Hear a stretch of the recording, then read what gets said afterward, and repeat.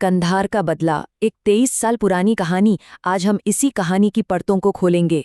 एक ऐसी कहानी जो 2 दशकों से भी ज्यादा पुरानी है। एक ऐसा हिसाब जिसे चुकता करने में 23 साल लग गए। चलिए आपको ले चलते हैं 1 मार्च 2022 को। जगह है पाकिस्तान का कराची शहर।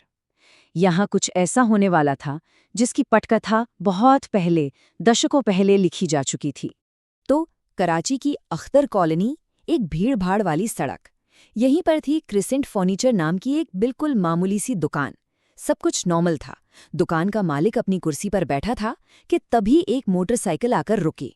एक आदमी उतरा, सीधा दुकान के अंदर गया और बिना कुछ कहे 3 गोलियां चला दी।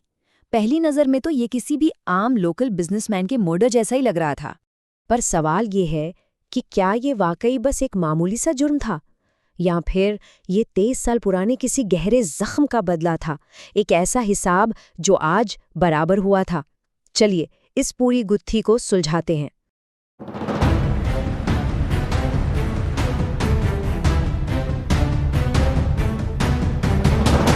इस पूरी कहानी को समझने के लिए हमें थोड़ा टाइम में पीछे जाना पड़ेगा, पूरे 23 साल पीछे, साल 1999 में।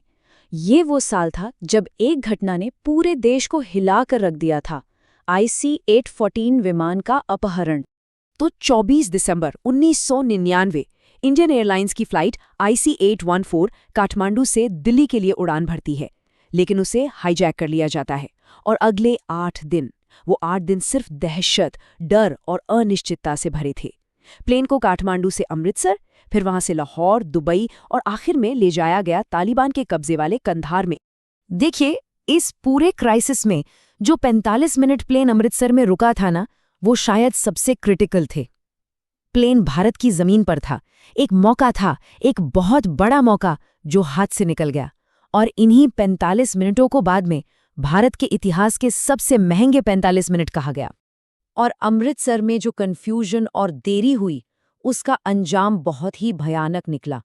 प्लेन के अंदर ज़हूर मिस्त्री नाम के एक हाईजैकर ने अपना कंट्रोल खो दिया और उसने एक 25 साल के नौजवान रूपन कत्याल को बेरहमी से मार डाला। ये उस भयानक गलती की कीमत थी।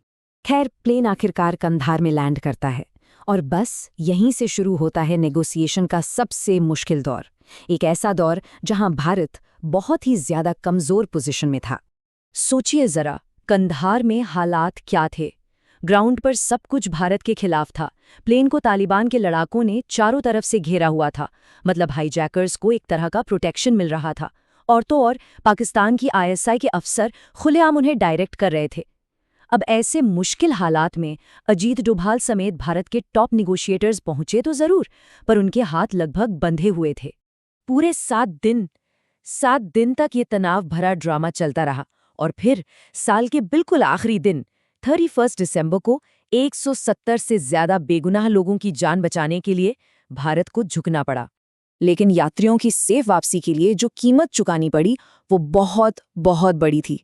भारत को अपनी जेलों से 3 खूंखार आतंकियों को छोड़ना पड़ा।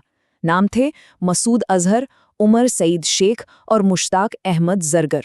और जब ये आतंकी जा रहे थे तो उनमें से एक ने अजीत डोभाल की तरफ देखा और तंज कसते हुए बोला, हमने आपके लिए प्लेन में एक न्यू ईयर गिफ्ट छोड़ा है। डोभाल को शक हुआ। वो फौरन हरकत में आए। प्लेन की तलाशी ली गई और पता है क्या मिला? कार्गो होल्ड में RDX से भरा एक बैग। ये बैग डोभाल और उनकी टीम को उड़ाने के लिए रखा गया था। कंधार में जो हुआ, वो सिर्फ एक हार नहीं थी, वो एक अपमान था। और इसी अपमान ने भारत की सिक्योरिटी पॉलिसी में एक बहुत बड़े बदलाव की नींव रखी। यहीं से एक नए संकल्प ने जन्म लिया। फिर आया साल 2014। अजीत डोभाल बने देश के नेशनल सिक्योरिटी एडवाइजर और उन्होंने आते ही भारत की काउंटर टेररिज्म स्ट्रैटेजी को, आप कह सकते हैं कि सिर के बल खड़ा कर दिया। वो जो पुरानी पॉलिसी थी ना कि डिफेंसिव रहो, डोजियर सौंपते रहो, उसे पूरी तरह से खत्म कर दिया गया और इसकी जगह ली डोभाल डॉक्ट्रिन ने, मतलब एक एग्रेसिव पॉलिसी जिसका सीधा सा मतलब था कि अब भारत आतंकवाद पर वही हमला करेगा जहां से वो पैदा होता है, उसे जड़ से खत्म करेगा। इस नई सोच का, इस नए सिद्धांत का सार बस एक लाइन में था, आतंकवादियों की कोई एक्सपायरी डेट नहीं होती, चाहे 2 साल लगें या 20। अगर तुमने भारत का खून बहाया है तो हम तुम्हें पाताल से भी ढूंढ निकालेंगे। और बस इसी सिद्धांत पर काम करते हुए हाईजैकर ज़हूर मिस्त्री को ढूंढने का एक बहुत लंबा और सब्र वाला ऑपरेशन शुरू किया गया। ज़हूर मिस्री तो जैसे हवा में ही गायब हो गया था। पाकिस्तान की ISI ने उसे एक पूरी नई पहचान दे दी, जावेद अखुंद। अब वो जावेद अखुंद था जिसने शादी की, बच्चे पैदा किए और कराची में एक फर्नीचर बेचने वाले की नॉर्मल सी जिंदगी जीने लगा। शायद उसे लगा कि भारत उसे भूल चुका है, लेकिन भारत भूला नहीं था। इंडियन इंटेलिजेंस एजेंसियों ने एक बहुत ही सिस्टमैटिक तरीका अपनाया। सबसे पहले उन्होंने जैश-ए-मोहम्मद के टॉप कमांडरों पर नज़र रखनी शुरू की। फिर नेटवर्क मैपिंग जैसी टेक्निक्स का इस्तेमाल करके उनके कनेक्शंस और एक्टिविटीज़ को एनालाइज किया गया। और यहीं पर एक अजीब से पैटर्न दिखा। जैश के बड़े बड़े आतंकी अक्सर कराची की अख्तर कॉलोनी में एक ही फर्नीचर की दुकान पर क्यों जाते थे? बस फिर उस दुकानदार की तस्वीरें निकाली गईं और उन्हें 1999 के स्केच से मैच किया गया।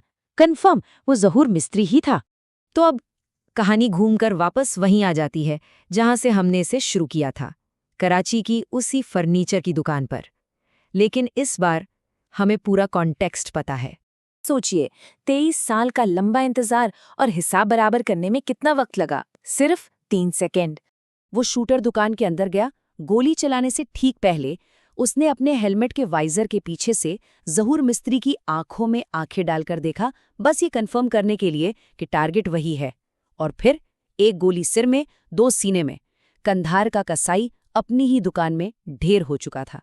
अब पाकिस्तान ने तो इसे एक आम सा जुर्म, मतलब बिजनेस राइवलरी या डकैती बताकर मामले को रफा दफा करने की पूरी कोशिश की। लेकिन झूठ ज्यादा देर टिकता नहीं है।